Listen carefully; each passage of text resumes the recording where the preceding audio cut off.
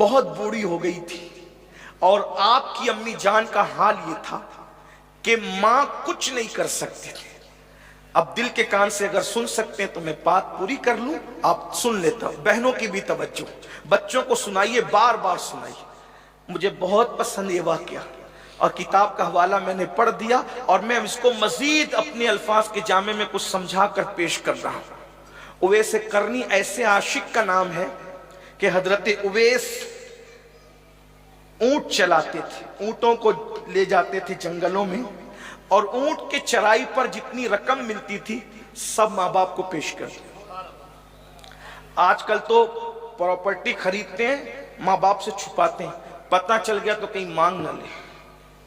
Property خریدتے ہیں اور اس کے کاغذات سسرال میں رکھواتے ہیں، ماں باپ کو کہیں پتہ نہ چلے۔ ہنسنے کی بات نہیں، جو ماں باپ سے چھپائے، آپ غور کیجئے، ہمارے ماں باپ ہمارے لیے کماتے تھے، بلکہ کہتے تھے کہ ہم تو اپنے بچوں کے لیے کما رہے ہیں، اور ہم کما کے ان سے چھپا رہے ہیں۔ کیا صلہ دیا ہے دنیا نے، کیا وفادار ہے دنیا، کیا ناپائیدار ہے دنیا۔ اور میں تو یہ سوچ رہا ہوں کہ آج یہ دور ہے کہ اتنے بڑے بڑے علماء مشائخ موجود ہیں، تو آج یہ حالات، کل کیا ہوگا، آنے والے کل کیا ہوگا۔ جب ماں باپ ہمارے گھر آتے تھے نا تو ہمارے لیے نعمتیں چھپا کے لاتے تھے، چھپا کے رکھتے تھے، میرا بچے کو کھلاؤں گا، میرے بچی کو کھلاؤں گا۔ آج ہم اپنے ماں باپ سے، وہ سب سے چھپا کے ہمیں دیتے تھے، اور آج ہم اپنے ماں باپ سے چھپاتے ہیں۔ کیا دین ہے۔ سیدنا اویس قرنی جتنا کماتے ماں کے سامنے لا کر پیش کر دیتے، اور پورا کمایا ہوا ماں پہ خرچ کرتے۔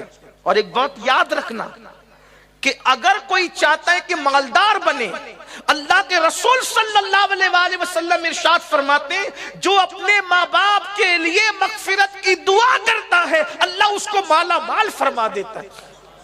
مسجد بنانے سے زیادہ، مدرسہ بنانے سے زیادہ، جلسے کرنے سے زیادہ، کسی بھی نیک کام میں خرچ کرنے سے زیادہ، اگر سب سے زیادہ تمہیں ثواب ملتا ہے تو ماں باپ پہ خرچہ کرنے میں ملتا ہے۔ ویسے کرنے سب ماں پہ خرچہ کرتے تھے، اور خود کے لیے کھجور کی گٹلیاں لوگ کھا کر کھجور جب پھینک دیتے ہیں، وہ دھول کر کے اس کو کوٹ کر کے پیس کر پھینکتے تھے، اس کے اوپر پانی پیتے۔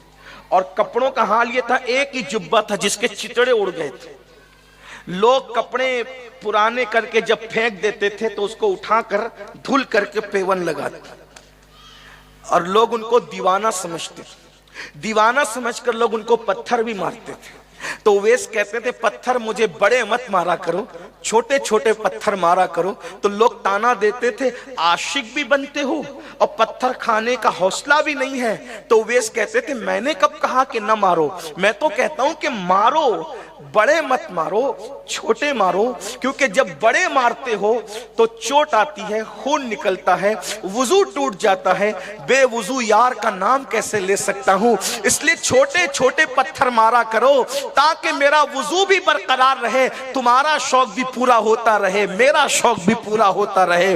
تم پتھر مارتے رہا کرو، میں یار پہ درود با وضو پڑھتے رہا کروں، بے وضو نام محمد کیسے لے سکتا ہوں۔ اویس قرنی کا یہ حال تھا، اللہ اکبر۔ اور روزانہ رات کو تڑپتے بلکتے روتے، صبح ہوتی ماں کے پاس آ کے بیٹھ جاتے اور ماں کے قدم پکڑ کے کہتے امی میرے محبوب کی مجھے بہت یاد ستاتی ہے، میرے آقا کی بہت یاد تڑپاتی ہے، امی کیا ایک مرتبہ میں جاؤں میرے آقا کی زیارت کے لیے، حضور کی زیارت کروں۔ ماں بہت دانا تھی، ہوشیار تھی، ماں کہتی تھی بیٹا وہ ہمارے آقا اتنے خوبصورت ہے، اتنے حسین ہے، اتنے جمیل ہے، ایسے وہ آقا ہیں، ارے بڑے بڑے عقل مند گئے، سنا ہے کہ پیچھے پیچھے پھرتے ہیں، کسی اور چیز کا ہوش نہیں ہے ان کو۔ ابو بکر جیسا عقل مند جب دیوانہ ہو گیا، علی جیسا عقل مند جب دیوانہ ہو گیا، عمر جیسا عقل مند جب دیوانہ ہو گیا، عثمان جیسا عقل مند جب دیوانہ، بیٹے تو پہلے ہی سے دیوانہ ہے، تو واپس لوٹ کر نہیں آئے گا، ان کے لیے تو ہزاروں ہے، میرے لیے تو تیرے سوا کون ہے۔ میرے بیٹے میں تجھے جانے کی اجازت نہیں دیتی۔ دیکھو یہ سچا عشق ہے، عشق مصطفیٰ کے نام پر ہم کیا کیا کر رہے ہیں میرے بھائیوں۔ اویس کرنی کلیجہ پکڑ لیتے مگر ماں کی نافرمانی کر کے نہیں جاتے۔ آج تو ماں باپ ہاتھ جوڑتے ہیں پولیس اسٹیشنوں میں، میری بیٹی گھر چل کے بات کریں گے، تو بیٹی کہتی ہے تم کون ہو، میں نہیں پہچانتی۔ یاد رکھنا ایسی بدکار بیٹیوں کو، ایسی نادان بیٹیوں کو کبھی سکون اور عزت اور خوشی نہیں مل سکتی، ایسے بیٹوں کو کبھی قرار نہیں مل سکتا۔ اللہ کے رسول کی زیارت کے لیے ماں کہہ رہی ہے تو مجھے چھوڑ کے جائے گا تو کون ہے تیرے سوا، تو نہ جانا۔ کلیجہ پکڑ کے بیٹھ جاتے مگر نہیں جاتے۔ پھر دوسری صبح یہی، پھر تیسری صبح، روز کا معمول ہے، امی سے اجازت مانگتے۔ ایک دن ماں نے خیال کیا یہ روز روز آتا ہے، روز روز اجازت مانگتا ہے، آج میں اس کو ایسی بات کہہ دوں گی کہ پھر کبھی اجازت لینا ہی بھول جائے گا۔ ماں کے پاس آئے، ماں ذہنی طور پہ پہلے سے تیار تھی۔ اللہ اکبر، امی کے قدم پکڑے، ماں سے کہا امی بہت یاد آئے، میرے آقا کی بہت یاد آئی۔ میرے بھائیوں آپ اپنا حال تو سوچئے نا، جب آپ کے محلے سے حاجیوں کے قافلے جاتے ہیں تو ہمارا دل کتنا تڑپتا ہے، ہم ایسے گرے پڑے ہیں تو ہمارا دل اتنا تڑپتا ہے مدینہ منورہ کی حاضری کے لیے۔ اویس کرنی کا دل کتنا تڑپتا ہوگا۔ ماں کو کہا امی آج حضور کی بہت یاد آئی، امی میں جاؤں حضور سے ملنے؟ ماں نے کہا ہاں بیٹا چلے جاؤ۔ آج خلاف توقع جواب سن کے اویس مچل پڑے، لیکن ساتھ ہی ماں نے جملہ کہا اویس دیکھو میں تمہیں 8 پہر کا ٹائم دیتی ہوں۔ 8 پہر مطلب سمجھانے کے لیے کہہ رہا ہوں 24 گھنٹے کا ٹائم دیتی ہوں، بس اتنے وقت میں جا کے واپس آنا ہے۔ ماں نے سوچا ہوگا کہ اگر اتنا شارٹ ٹائم ملے گا تو جائے گا ہی نہیں، کیونکہ مدینہ منورہ یمن سے 1 مہینے کا فاصلہ، جانے 1 مہینہ آنے 1 مہینہ، کچھ تو وہاں رکنا تھا۔ لیکن کہا اویس اگر لوٹ کے نہیں آئے نا تو میں تمہیں معاف نہیں کروں گی، اور اتنے ٹائم میں پلٹ کے نہیں آئے نا میں تمہیں معاف نہیں۔ آج کل کا بیٹا ہوتا تو پتہ نہیں کیا باتیں کرتا، لیکن وارث سچے عاشق اویس کرنی نے کہا امی میں واپس لوٹ آؤں گا 8 پہر میں۔ اہل سنت کا اس پر اتفاق ہے کہ ولی بطور کرامت 2 قدم میں بھی کہیں بھی جا سکتا، بودے مکانی سمٹ آتی ہے، ہمارا عقیدہ ہے بطور کرامت بڑی بڑی زمین کا فاصلہ شارٹ میں طے ہو سکتا ہے۔ اس پر علامہ یوسف نبہانی نے دلیلیں پیش کی ہے، امام احمد رضا نے دلیلیں پیش کی ہے، اور امام غزالی نے دلیلیں پیش کی ہے، امام قشیری نے دلیلیں پیش کی ہے۔ حضرت اویس کرنی اللہ اکبر جیسے سنا 8 پہر میں واپس آنا، آپ نے کچھ نہیں دیکھا اور ماں سے کہا اچھی امی میں چلتا ہوں، میں 8 پہر میں واپس آؤں گا انشاءاللہ، اور چل پڑے۔ اب میں اپنے تصورات کی دنیا میں سوچتا ہوں، کبھی دوڑتے ہیں تو خیال آتا ہے اویس یار کی گلی میں کیا ایسے ہی دوڑتے ہوئے جاتے ہیں؟ اب یار کا خیال آیا رک کر کے دھیرے دھیرے چلتے ہیں، ماں کا خیال آتا ہے دوڑ پڑتے ہیں، کبھی چلتے ہیں کبھی دوڑتے ہیں، کبھی چلتے ہیں کبھی دوڑتے ہیں۔ ایسے میں قدرت کو اویس کی یہ ادا پسند آئی، ماں کی وفا پسند آئی، اللہ نے زمین کو حکم دیا زمین سمٹ جا اور میرے اویس کو مدینے سے قریب کر دے۔ اور اویس کرنی نے ابھی سورج سر کے اوپر بھی نہیں آیا تھا، بس سورج چڑھائی تھا، یعنی چاشت کے قریب کا وقت آنا تھا۔ اویس کرنی لمبے لمبے کھجور کے درخت نظر آنے لگے، مدینہ منورہ کا شہر نظر آ گیا۔ ہائے ہائے گنبد خضرا دیکھ کر کے دل کی زمین زیر و زبر ہو جاتی ہے، دل کی کیفیت زیر و زبر ہو جاتی ہے۔ ارے اس وقت تو میرے آقا ظاہری طور پہ زمین پہ جلوگر تھے، کیا کیفیت ہوئی ہوگی اویس کی؟ میں ایک تصور آپ کے سامنے باندھنا چاہتا ہوں، اندازہ کریں حضرت اویس کرنی جیسے ہی مدینہ منورہ کی زمین دکھی، کھجور کے اونچے تنے نظر آئے اور مدینہ شریف کی ہواؤں نے اویس کرنی کے چہرے کا لمس لینا شروع کیا۔ اویس کرنی کبھی پتھروں کو اٹھا کر چومتے ہیں، کبھی دیواروں کو چومتے ہیں، کبھی درختوں کو چومتے ہیں، اور اویس کہتے ہوں گے پتھر पत्थरों, ए मदीने के पत्थरों, ए मदीने तैयबा के पत्थरों, तुम कितने खुश नसीब हो। मैं तो एक झलक देखने के लिए बेताब हूँ, तुम तो उसको बार बार देखते होंगे। जब वो चलता होगा उसकी नालैन को बोसे देते होंगे। ए मदीने शरीफ की दीवारों, वो दामन पे जब हवाएं लगती होगी तो तुम उसको चूमने का शरफ हासिल करते होंगे। रोते हुए, आंसू बहाते हुए वैसे करनी आगे बढ़े। जैसी मस्जिद नबवी के करीब पहुंचे, किसी से मुलाकात हुई तो पूछा आका कहाँ है, तो कहा ये वक्त तो उनके केलोला करने का है, आराम करने का है। चूंकि अभी नमाज का वक्त नहीं इसलिए वो मस्जिद में नहीं है। रुको, ठहरो, कहाँ से आए हो? बस कुछ नहीं कहना मैंने, आया कहाँ से हूँ, जाना कहाँ है। मेरी मुराद यह है कि हुजूर से मिलना है। अच्छा देखो,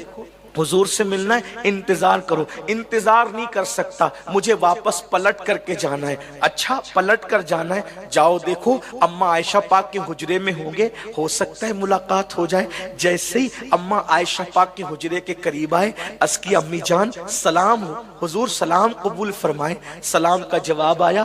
पूछा कौन? कहा नाम तो नहीं बताता, लेकिन इतना कहता हूँ यमन से आया हूँ, कर्न का रहने वाला हूँ, गुलाम हूँ, एक नजर, एक झलक देखने के लिए आया हूँ। क्या आका से मुलाकात हो सकती है, जियारत हो सकती है? फरमाया वो नहीं है, वो बाहर गए हुए हैं। कलेजा पकड़ा।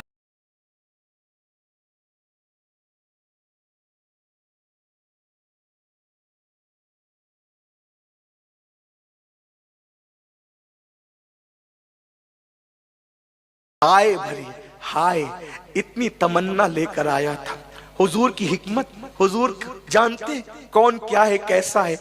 उनके आने से पहले ही हुजूर बाहर चले गए। अब घर के बाहर गए या मदीने मुनव्वरा के बाहर गए, ये तो अल्लाह जानता है। मैं प्रोफेसर इकराम साहब की बात पर यकीन करते हुए जो उन्होंने लिखा, बस ये कि हुजूर बाहर गए, रुको, ठहरो, वो आएंगे। कहा नहीं, मुझे पलट के जाना है। मेरी बूढ़ी माँ है, मेरे सिवा उसका कोई नहीं है। उसने मुझे 8 पहर का टाइम दिया है और मुझे 8 पहर के अंदर अंदर मदीने मुनव्वरा से यमन जाना है। मैं तो कुछ वक्त तो गुजार चुका हूँ, मुझे वापस पलटना है। अगर नहीं पलटा तो शायद मेरी माँ नाराज हो जाएगी। माँ का दिल दुखेगा तो मेरा महबूब नाराज होगा। मैं माँ का दिल दुखा के महबूब को नाराज नहीं करना चाहता। समझ लो, सिर्फ समझाने के लिए, मिलाने के लिए। अगर कोई अहमदाबाद आए और अहमदाबाद आकर के कहे कि मैं मुंबई से आया हूँ, 2 मिनट में पहुंचा हूँ और 2 मिनट में मुझे वापस जाना है, तो सुनने वाले तो ये समझेंगे कोई दीवाना है, अकल नहीं है, ऐसे ही समझेंगे। मिलाने के लिए नहीं कह रहे, सिर्फ समझाने के लिए। जब सुना अम्मा आयशा पाक ने 8 पहर का टाइम है और मुझे वापस लौटना है, समझा कोई दीवाना है। तो पूछा, देख लिया, क्योंकि दीवानों पर तो शरीयत का कलम नहीं होता, जिनकी अकलें उठ जाती है उन पे से शरीयत का कलम भी उठ जाता है। देख लिया। अम्मा आयशा पाक बयान करती है, बड़ा सा हैबतनाक चेहरा था, बड़ी बड़ी आंखें थी, रुमाल बंधा हुआ था, फटे पुराने कपड़े थे, बड़ी सी दाढ़ी थी, बिखरी हुई थी, हाथ पर अंडे इतना सफेद का निशान था। अल्लाह अकबर, पुरजलाल और हैबत चेहरा। यानी अगर उसका नक्शा आप पढ़ेंगे तो किसी मजजूब को आप देखते हैं तो एक उसी की तस्वीर निगाहों के अंदर उभरती है। ऐसा बुजुर्गों ने फरमाया। अल्लाह अकबर। आपने सोचा 8 पहर में कोई यमन कैसे जाएगा, कोई दीवाना तो नहीं है। कहा रुको, ठहरो। अम्मी जान नहीं रुक सकता, माँ नाराज होगी। जब दीवाना समझा तो कहा नाम क्या है? तो कहने लगी, पूछने लगी नाम क्या है? कहा नाम वो जानते हैं। कितना यकीन, कितना यकीन था, नाम वो जानते हैं। अम्मी जान, उन्हें नाम बताने की मुझे जरूरत नहीं, लेकिन अफसोस जब वो आए ना, उनसे कहना बड़ी तमन्ना लेकर आया था, एक झलक देख लूं, मगर हाय महरूमी किस्मत, मैं उनको नहीं देख सका। बस जब वो तशरीफ लाए ना अम्मी जान, उनको मेरी 2 बातें कहना। एक तो मेरा और मेरी अम्मी का उनको सलाम पेश कर देना, और दूसरी बात ये कहना कि कर्न का रहने वाला यमन से एक आशिक आया था, आपको देख नहीं सका आका, लेकिन कयामत के दिन आप उसकी और उसकी अम्मी की शफाअत कर दे। जब सबकी शफाअत कर रहे हो तो उसको और उसकी अम्मी को भूल न जाना आका। اس کی شفاعت کر دینا، اتنی عرضی پیش کر دینا امی جان، اچھا میں چلتا ہوں۔ اب عائشہ پاک کو لگا یہ دیوانہ کیسی باتیں کر رہا ہے، نہ نام بتاتا ہے نہ کچھ اور بتاتا ہے، سلام پیش کیا اور شفاعت کی بھیک مانگ کر کے جا رہا ہے۔ اللہ اکبر۔ جب پلٹے اویس، ابھی چند قدم بھی شاید طے نہ کیے ہوں گے، حضور آئے اور آ کے گھر میں قدم رکھا، اور قدم رکھ کر دائیں بائیں دیکھ کے کہا عائشہ کوئی آیا تھا، عائشہ کوئی آیا تھا۔ اما جان عائشہ پاک حضور سے بہت بے تکلف گفتگو کرتی تھی، کہنے لگی آقا یہاں تو روز ہی آتے، کوئی نہ کوئی تو آتا ہے، کیا کوئی آیا تھا آقا؟ آقا فرماتے ہیں عائشہ جو روز آتے ہیں نا وہ الگ ہے، آج جو آیا تھا نا وہ الگ ہے۔ آج مجھے مدینے کی فضاؤں میں عاشق کی خوشبو آ رہی ہے، مدینے کی ہواؤں میں عاشق کی خوشبو آ رہی ہے عائشہ۔ اللہ اکبر۔ تو اما عائشہ پاک نے کہا حضور نام تو نہیں بتایا، کوئی دیوانہ تھا، کیسا تھا؟ بڑا سا سر تھا، بڑی بڑی آنکھیں تھی، بڑی سی داڑھی تھی بکھری ہوئی تھی، سر پہ چرواہوں کی طرح کپڑا لپیٹا تھا، ہاتھ پر آقا نے خود حضور نے فرمایا ہاتھ پر انڈے کی طرح کوئی سفید نشان تھا۔ ہاں حضور ایسا ہی تھا، پھٹے کپڑے تھے، ہاں پیون لگے تھے، ہاں قرن کا رہنے والا تھا، ہاں یمن کا تھا، ہاں۔ اچھا رو پڑے، اویس آیا تھا۔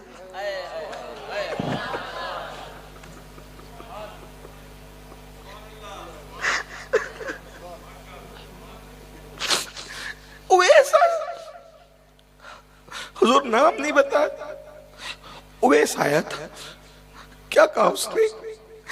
آقا اس نے دو باتیں کی، میری ماں نے مجھے کم وقت کے لیے بھیجا ہے، ماں کی نافرمانی کروں گا ماں کا دل دکھے گا تو حضور کا دل دکھے گا، اس لیے میں آقا کا دل دکھانا نہیں چاہتا، مجھے وقت پہ پہنچنا ہے۔ دو باتیں کہیں، یہ کہا کہ بڑی تمنا لے کر آیا تھا، ایک زیارت کروں گا لیکن انہیں میرا سلام کہہ دینا، اور دوسری عرضی یہ پیش کرنا میری ماں کے سلام کے بعد آقا جب سب کی شفاعت کریں تو مجھے اور میری امی کو بھول نہ جائے، میری بھی شفاعت کر دیں آقا۔ حضور رو پڑے، اس کی آقا وہ کون تھا؟ آقا فرماتے تھے عائشہ وہ تھا، اگر وہ دعا کر دے، اگر وہ دعا اللہ میری امت کو بخش، اس کی دعا سے اللہ میری امت کو بے حساب جنت عطا کر دے، اس کی آقا اس کو یہ مقام کیسے ملا؟ حضور جس کی دعا کی بات کرے اس کو یہ مقام کیسے ملا؟ آقا فرماتے ماں کی خدمت کی برکت سے اللہ نے اس کو یہ مرتبہ عطا فرمایا۔ اور آقا فرماتے قیامت کے دن جب یہ اویس پل صراط سے گزرے گا تو 70,000 فرشتوں کو اس کا ہم شکل کر دیا جائے گا، اور ہم شکل بنا کر کے اس کو اس کے ساتھ رخصت کیا جائے گا۔ یہ مرتبہ کس وجہ؟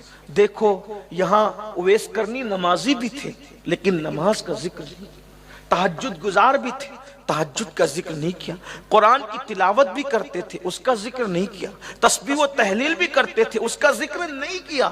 ذکر کس کا؟ ماں کی خدمت۔ ماں کی خدمت نے اویس کرنی کو یہ مقام عطا کیا۔ آپ اور ہم آج کیا کر رہے ہیں؟ اللہ کے بندو، اگر آپ اپنے ماں باپ کو منا سکتے ابھی اسی وقت گھر جا کے سب سے پہلا کام یہ کرنا، اگر ماں باپ حیات ہے تو ان کو راضی کر، ان کو اپنے گھر میں رکھو بادشاہوں کی طرح، ان کے غلام بن کر رہو۔ جب ان سے بات کرو تو پہلے پوچھ لیا کرو اجازت ہے بات کرنے کی، اگر وہ اجازت دیا کریں تو ایسے بات کیا کرو جیسے کوئی غلام اپنے آقا سے بات کرتا۔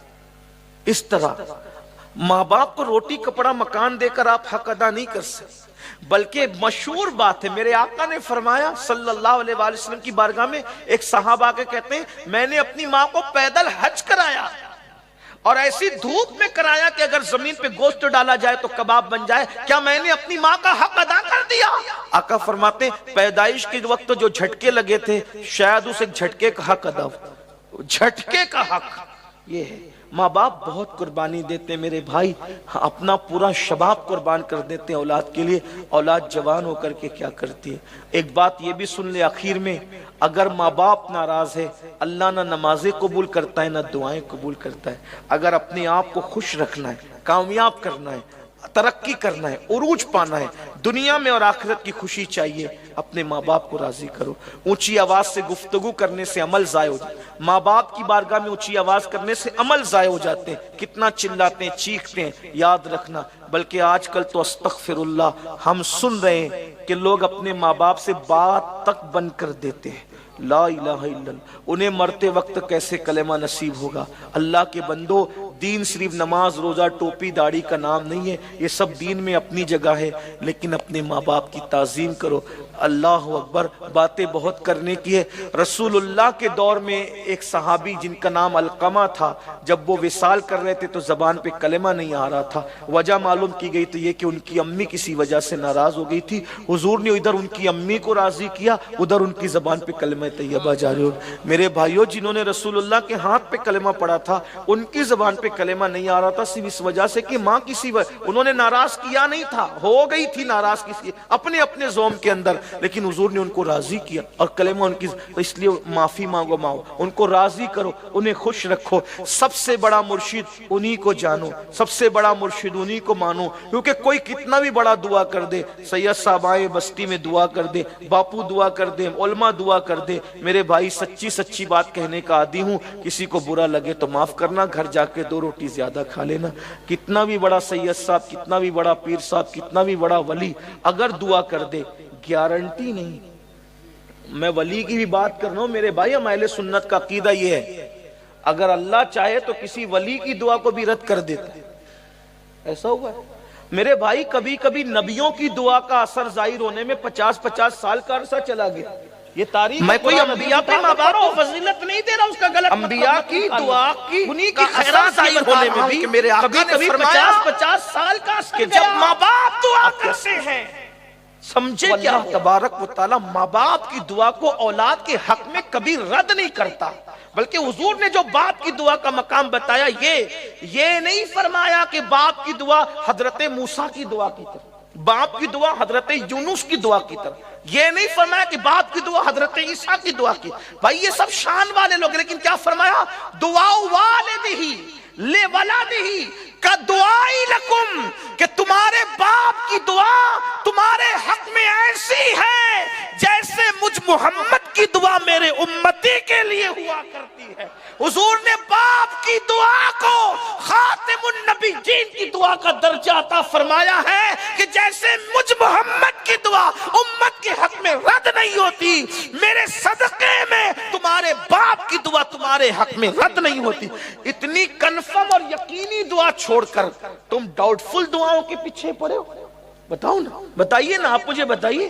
میں یہ نہیں کہنا کہ اوروں سے دعا نہ لو یا انبیاء کی دعا، میری بات کا غلط مفہوم مت نکالنا، لیکن یہ ضرور کہتا ہوں حضور نے بلند کیا ہے ماں باپ کو، اس لیے اپنے ماں باپ کو مناؤ، ان کو راضی کرو، ان کو اپنے گھر لا کر عزت سے رکھو، تعظیم سے رکھو، احترام سے رکھو۔ کہنے کو بہت ہے، لیکن کسی کہنے والے نے کہا تھا کہ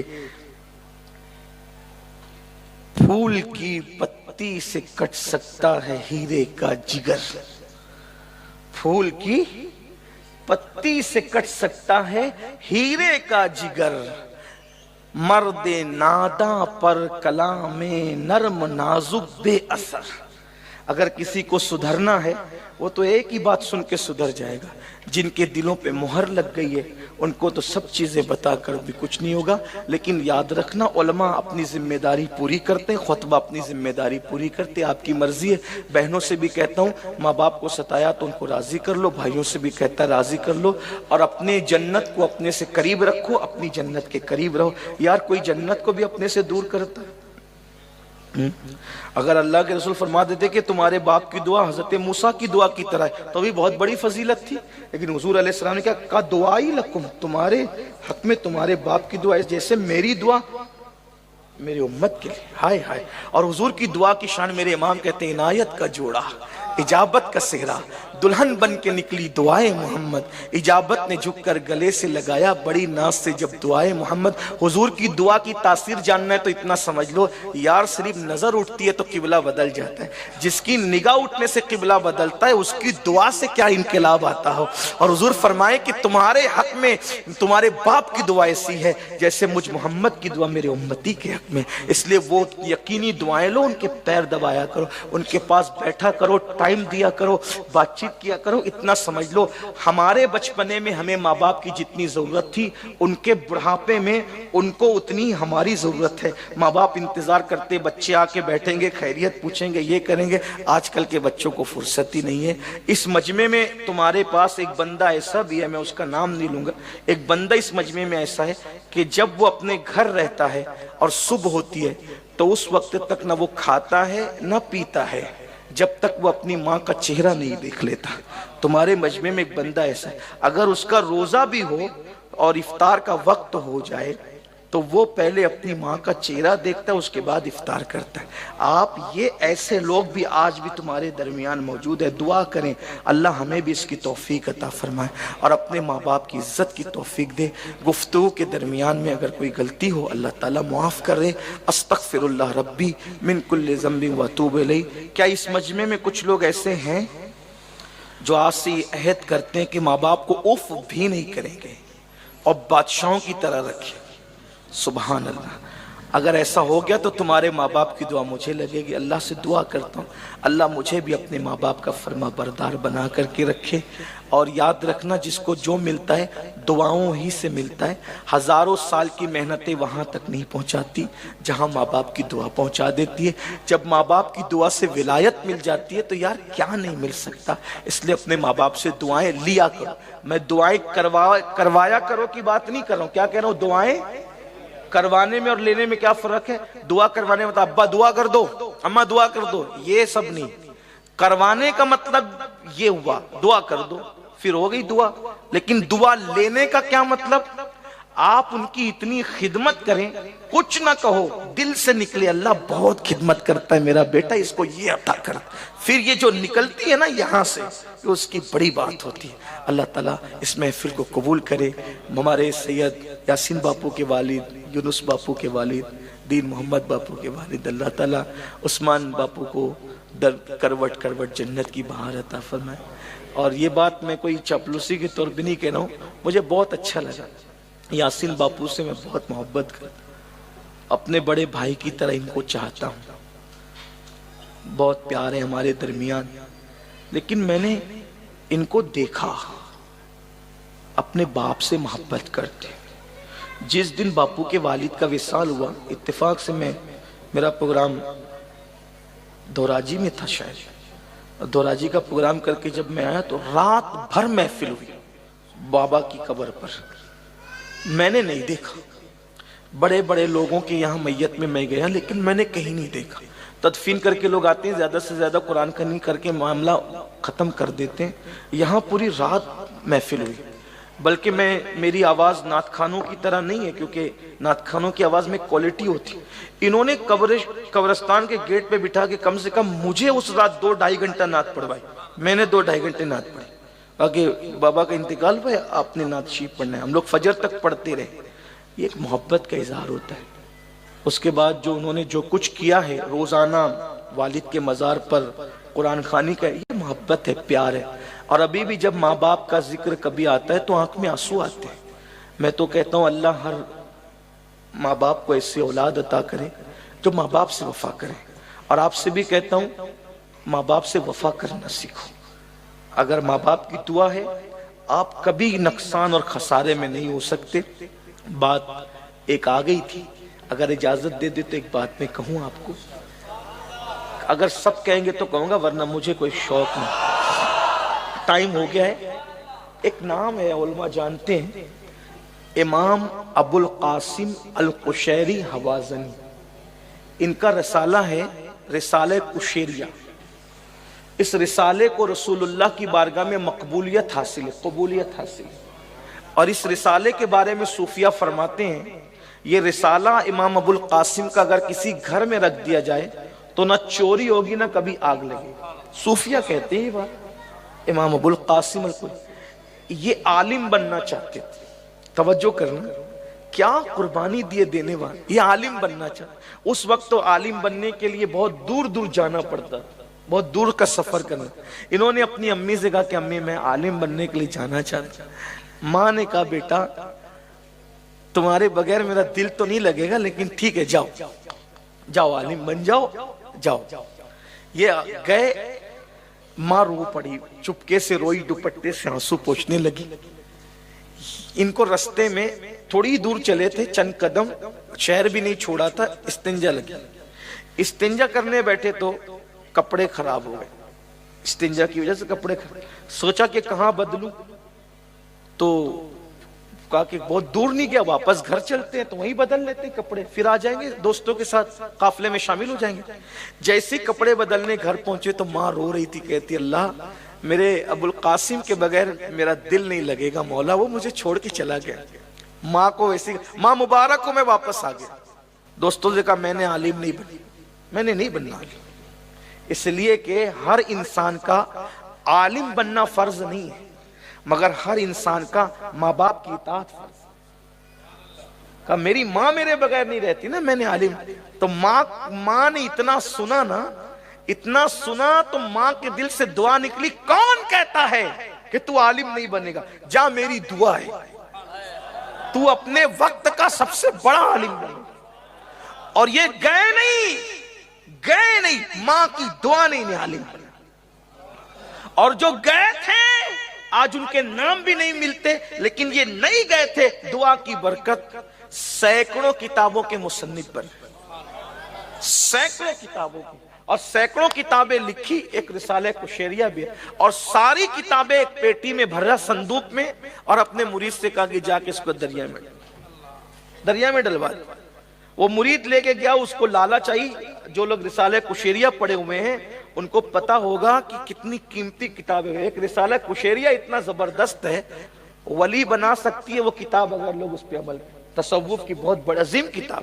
بابا فرید جیسے لوگ اس کتاب کو پڑھا کرتے تھے. سوچئے ایسی کتاب ہے رسالہ قشیریہ, ہو سکے تو ذرا پڑھنا, اردو زبان میں آ گئی, اس کو پڑھ کے دیکھنا, اس پہ عمل کر کے دیکھنا, پھر اس کی لذت دیکھو. بہرحال مرید کو کہا کہ لے, وہ مرید لالچ میں آ گیا, اتنی ساری کتابیں میں دریا میں ڈال دوں گا, اتنا سرمایہ ضائع ہو جائے گا, چھپا دی کتاب. واپس آئے, حضور ڈال دی دریا میں. کیا دیکھا؟ کچھ بھی نہیں. تو جھوٹ بول رہا ہے, جا دریا میں ڈال, تو نے ڈالا نہیں. پھر لے کے گیا, پھر ڈالنے لگتا تو پھر سوچتا اتنا بڑا علمی سرمایہ, وہ لوگ علم کے قدردان لوگ تھے, اتنا بڑا علمی سرمایہ ضائع ہو جائے گا. سوچا کہ نہیں ڈالتا. پھر حضرت ڈال دیا. کیا دیکھا؟ حضور کچھ نہیں دیکھا. کہا تو جھوٹ بول رہا ہے, جا ڈال کتاب ڈال. ڈالتا نہیں ہے, تجھے کہتا ہوں نا ڈال دے, جا ڈال دے. اس نے سوچا کہ یار اب بہت تنبیہ ہو رہی, ڈانٹ ڈپٹ ہو رہی, لے جا کے ڈال. جیسے ہی دریا میں ڈالا, کلیجہ پکڑا, اتنا بڑا علمی سرمایہ ضائع ہو گیا. لیکن دریا سے 2 ہاتھ نکلے اور انہوں نے اس پیٹی کو سنبھالا, اور سنبھالنے کے بعد پھر اندر چلے. آیا حضور ڈال دیا. کیا دیکھا؟ کہا حضور 2 ہاتھ نکلے, اور 2 ہاتھ نکلے اور انہوں نے لے لی.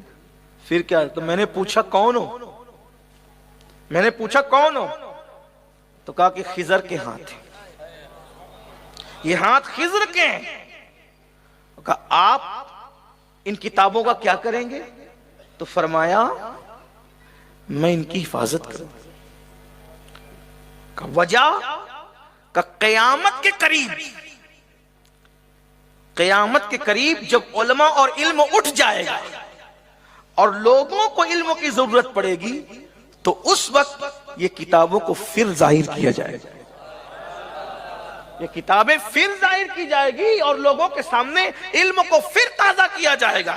تو میں نے پوچھا اے اللہ کے پیغمبر, خضر کہ لکھنے والے تو کم نہیں ہیں, ابھی بھی لکھی گئی, بعد میں بھی لکھی جائے گی. اوروں کی کتب کو یہ مقام نہ ملا, قشیری کی کتب کو یہ مقام کیوں ملا؟ کہ یہ ماں کا فرما بردار تھا, اس کی برکت سے اللہ نے اس کی قبولیت کا مقام اس کو عطا فرمایا. ماں کی دعاؤں کی برکتوں نے اس کو اس مقام پر پہنچایا ہے کہ قیامت کے قریب بھی اس کی کتابوں سے دین کا کام لیا جائے. یہ میرے بھائیوں ماں باپ کی دعا کو کیا اللہ تعالیٰ توفیق